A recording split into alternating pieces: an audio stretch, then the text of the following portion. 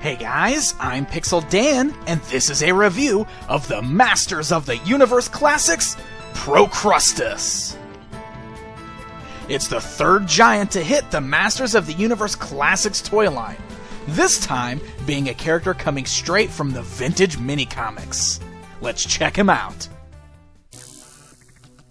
Procrustus comes in the same style window box packaging that we've seen previous large-scale figures come in, such as Titus and Megator.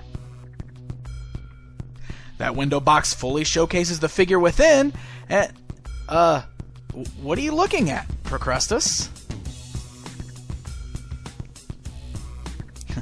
The back of the box shows us a sampling of other figures from the Classics line, as well as gives us a brand new bio for Procrustus. Now, if you're unfamiliar with the giant Procrustus, this is a character who appeared in the DC mini-comic, The Magic Stealer. Procrustus is a god who lives at the center of the planet Eternia, where his job is to hold the inner world together with his 4 arms.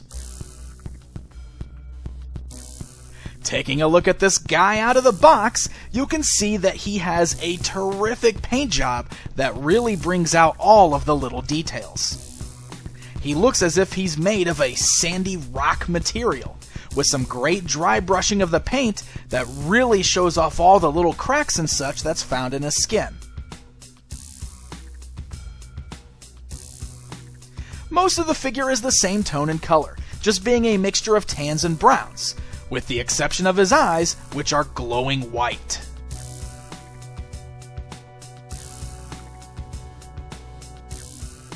The figure is a clever reuse of parts in combination with giving us some new parts. You'll notice that his legs are the same that were used for the giant Megator, but his torso is all new, which gives us some joints on his back for his extra arms coming off. This is our first 4-armed character in the Masters of the Universe Classics line. Alright guys, so let's take a closer look at the giant known as Procrustus. Now the first thing I want to note is that when you first pull him out of the box, his 2 arms that are on his backside are not assembled. You do have to put those on yourself. You will see on his back that he does have 2 little ball type joints, and they are 2 different sizes. There's a larger one and a smaller one, and then the 2 arms have holes that are fit specifically for those, so that way you don't mix them up. You can put the right arm in the right place. They just pop right on there with a little bit of pressure, but once you get them on, they don't really come off. I mean, they are locked on and solid. You could probably pry them off if you really wanted to, but I'd be really careful not to break anything on there if you're trying to take them off. They lock on there pretty good and solid once they are on. So, once you have the arms assembled, you have your full Procrustus. Now, if you've picked up any of the other larger figures in the line, like Megator or Titus, you pretty much know what to expect here as far as his scale. He is slightly over the 12-inch scale, so he's nice and big. He's very solid. He's a great feeling action figure. He does have a bit of a hollow chest, it feels like, but the rest of him is nice and solid, so he does have a good amount of weight going on with him there. And as far as his articulation goes, it is actually a little bit better than what we saw with the other 2 giants. So let's check that out. First of all, his head is able to turn both left and right. Now, you will notice that his hair kind of gets caught a little bit because he's got that real stony hair and then that real rocky kind of jagged nature of his shoulders there. It does rub. So you kind of have to watch that if you're turning his head left and right. It is going to kind of bump into that a little bit. But it doesn't seem like it's scratching paint or anything, so that's really good. His arms aren't quite ball joints. They don't have any hinges that allow them to move outwards. You can see they're just on little ball pegs underneath there, so you would probably pry them off if you pulled too hard. So they don't move outwards, but they do move forwards and backwards really nice. They're on those nice ratchet type joints, so they lock in place. They're very solid. This is the new addition. He's got bicep swivels. Titus and Megator did not have this, so this is where he's got a bit of a one-up on those guys. He is actually able to swivel at the biceps. He's also got the standard elbow joint and then the swivels at the wrists. And then you'll notice that his arms coming off his back are made the exact same way. So you can rotate those around there. They're on those same kind of joints as the shoulders are, but they rotate all the way around. He's got bicep swivels on those as well. Same elbow joints, same wrist swivels. So that way you can kind of position those arms around. You can have him leaning over his shoulders. You can have him on the underside. You can swivel him all the way down if you kind of want to hide them on his back. And you can see that those are also nice and tight, so they're real solid there. Very cool. He turns at the waist, also on that ratchet joint, clicks real nice there. You can move his legs forwards and backwards.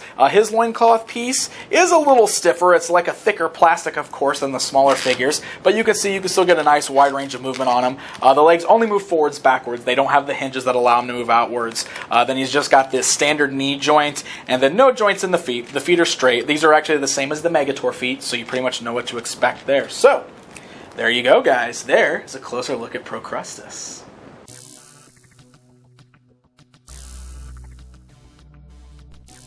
For an accessory, Procrustus comes with the Star Seed. This is an artifact straight out of the Filmation cartoon series, which also was found in the center of Eternia. So it's kind of cool that Mattel combined this with Procrustus. His right lower hand is even molded so that it can hold the Star Seed in his palm. The seed accessory is made of a semi-transparent yellow plastic. It's got a nice glossy shine to it, and actually has a bit of a weight to it. It's much larger than the blue Grayskull orb that came with King Grayskull, but it's worth noting that it can still be displayed on the orb holder that came with Temple of Darkness Sorceress, if you wish to display it this way.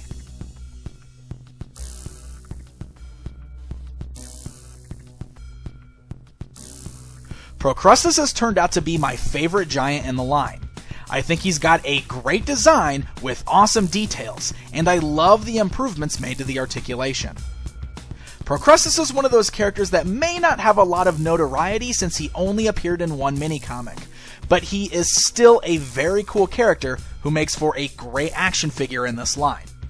I love seeing the world of Masters of the Universe Classics continually expand to include as much as possible.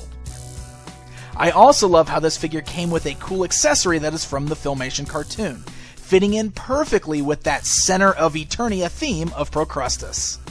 I hope this is a trend that continues, as I'd love to start seeing more of these cool little Filmation artifacts included with future figures. Procrustus will be available on MattyCollector.com on December 17th, 2012, and is part of the Eternian Collectors Club subscription. Until next time,